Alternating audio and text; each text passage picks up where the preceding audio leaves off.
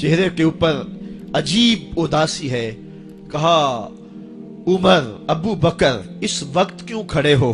عرض کی حضور بھوک نے گھر میں ٹکنے نہیں دیا.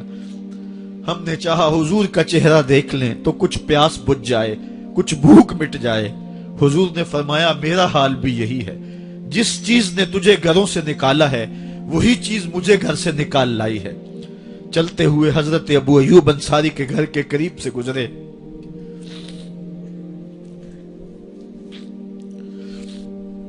حضور کی خوشبو پا کے وہ باہر آ گئے. عرض کی بندہ نواز آج میرے مہمان نہیں بنتے؟ حضور نے کہا تمہاری مرضی. گھر لے گئے، چٹائی بچھائی، حضور کو بٹھایا، گھر والوں کو بکری کا بچہ ذبح کر کے دیا. کہا جلدی جلدی کھانا تیار کرو، میرے آقا کو بھوک لگی ہوگی. یہ کہہ کے واپس آئے، حضور کے پاس بیٹھے، نظر چہرے پہ پڑی تو گھبرا گئے. نکاحت کے آثار اتنے واضح تھے کہ سمجھ آ رہی تھی کتنے دنوں سے حضور نے کچھ نہیں کھایا. اٹھ کے باغ میں چلے گئے، کھجوروں کا خوشہ توڑا، حضور کے سامنے رکھا. کہا بندہ نواز جب تک کھانا تیار نہیں ہوتا یہ کھجوریں تناول فرمائیں. تھوڑی دیر کے بعد کھانا دسترخوان پہ لگ گیا. حضور سے عرض کی گئی حضور آئیں کھانا تناول کر لیں. حضور نے دسترخوان پر تشریف فرما ہو کر کے حضور نے کپڑا اٹھایا تو حضور نے جب دیکھا کہ کھانا ہے تو حضور نے ایک روٹی لی اور چند بوٹیاں اٹھائیں اور ایک خادم کو بلا کر کے کہا جاؤ ہمارے گھر دے آؤ، میری بیٹی فاطمہ کتنے دنوں سے بھوکی.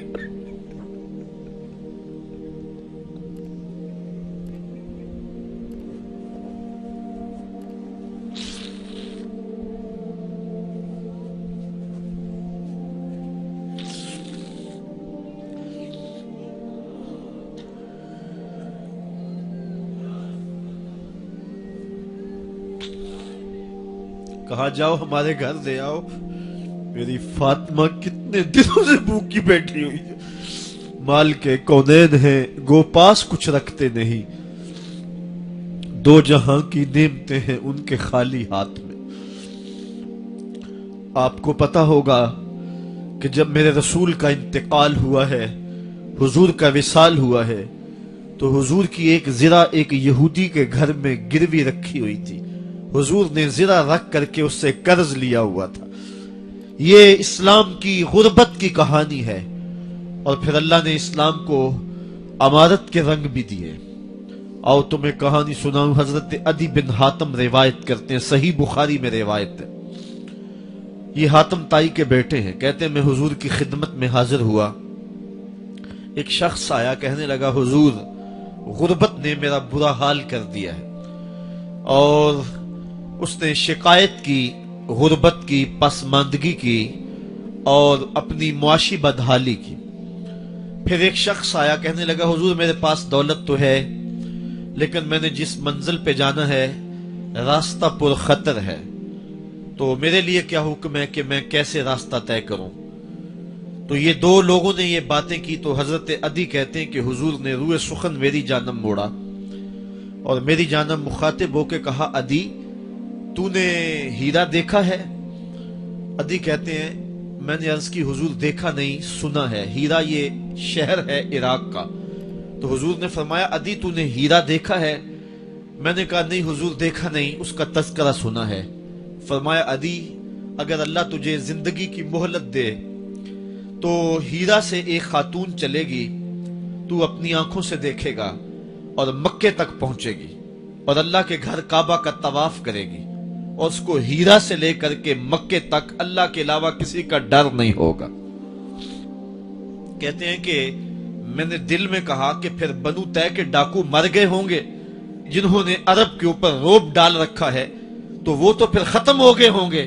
کہتے ہیں میں ابھی سوچ ہی رہا تھا کہ حضور نے مزید میری حیرت میں اضافہ کرتے ہوئے کہا عدی اگر تجھے اللہ نے زندگی کی مہلت دی تو تو دیکھے گا کہ کسرا کے خزانے تیری جھولی میں ہوں گے.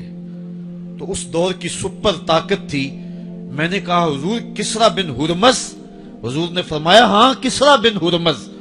کہتے ہیں کہ حضور نے پھر فرمایا عدی اگر تو زندگی پائی تو تو وہ دن بھی دیکھے گا کہ ایک شخص زکوٰۃ کی رقم لے کر کے، زکوٰۃ کی چاندی لے کر کے، زکوٰۃ کا سونا لے کر کے نکلے گا اور اس کو کوئی زکوٰۃ کا مستحق ہی نہیں ملے گا۔ حضرت عدی بن حاتم کہتے ہیں کہ پھر میں نے وہ منظر اپنی آنکھوں سے دیکھا کہ ہیرا سے ایک خاتون چلی اور مکے تک پہنچی، اور امن ایسا تھا کہ اس کو اللہ کے علاوہ کسی کا ڈر نہیں تھا۔ پھر وہ لمحے بھی میں نے دیکھے کہ کسرا بن ہرمز کے خزانے مسجد نبوی کے باہر پڑے ہوئے ہیں۔ تو کہتے ہیں تیسری چیز میں دیکھ نہ سکا، اور میں نے لوگوں کو کہا کہ یہ میں تو نہیں دیکھ سکا، میری شاید زندگی وفا نہ کرے، اور اگر تمہاری زندگی وفا کرے تو تم دیکھنا، میرے آقا نے جو فرمایا تو 2 باتیں تو پوری ہو گئی ہیں، اور تیسری بات تم دیکھ لو گے۔